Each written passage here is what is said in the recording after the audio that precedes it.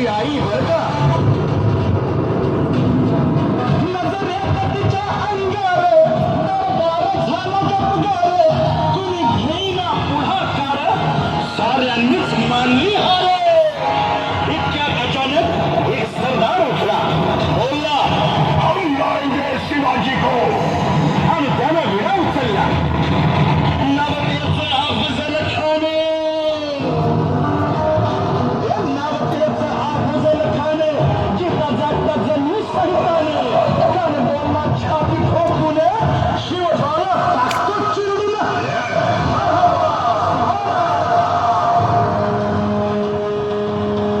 कौतिक झालं दरबाराचं, खान निघाला मोठ्या दुर्गीत.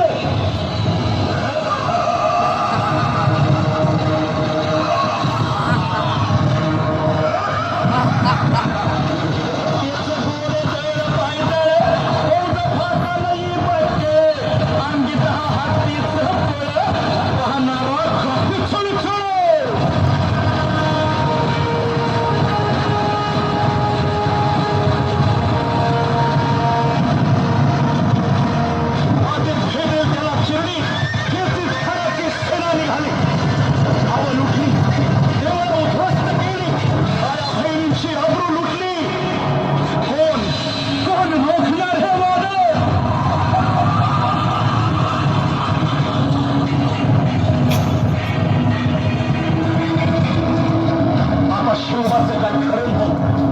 इकडं निजाम, तिकडं मोगल, पलीकडं इंग्रज. जो तो हेच बोलू लागला. Did you see the size of Afzal Khan's army? Yeah, sad. But the Lion of the Mountains is dead. राजाची सेना मुठभरे, खानाला कसा खोपणारे, काय लढवावा हुल्लर, चिंतेचं पंत सरदार.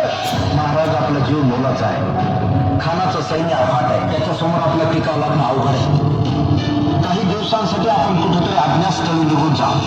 काय म्हणलं साहेब? मासाहेब, आम्हाला आमच्या जीवाची पर्वा नाही. राजांचा जीव वाचणं गरजेचं आहे. साहेबा, शिवबा किंवा आमचा पुत्र नाही, तर अवघ्या मराठी जनांचा स्वाभिमान आहे. या मातेने आपला पुत्र गमावला तरी बेहत्तर, परंतु भ्याडपणे पळून जाऊन या मराठी मुलखाचा स्वाभिमान गमावता कामा नये. अशा वाघिणीचा योच्छावा. मासाहेब, आपला पुत्र आणि मराठी मुलखाचा स्वाभिमान विजय किंवा लावलंच नाही. अशा वाघिणीचा योच्छावा, गनिमान कसा ठेचावा, डोक्यात गनिमी नेतीचा धाडला सांगावा.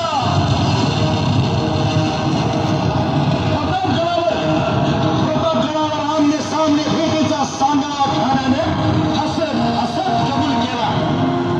दिवस ठरला आणि ठरल्याप्रमाणे प्रतापगडच्या पायथ्याशी खान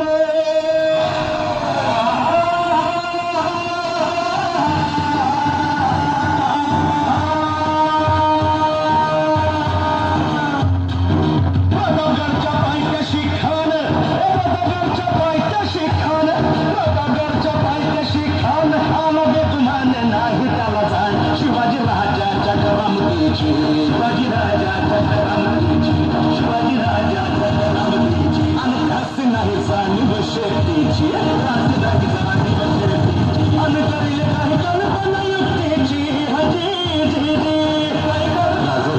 जीवा महामाल्या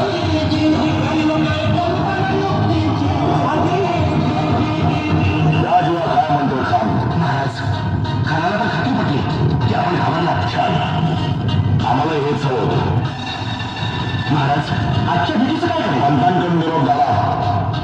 मला की आमची तब्येत जरा अस्वस्थ होते. दुपारची वेळ ठरवायची.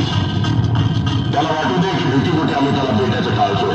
खानाच्या भेटीसाठी महाराजानं एक शानदार शामियाना उभारला होता.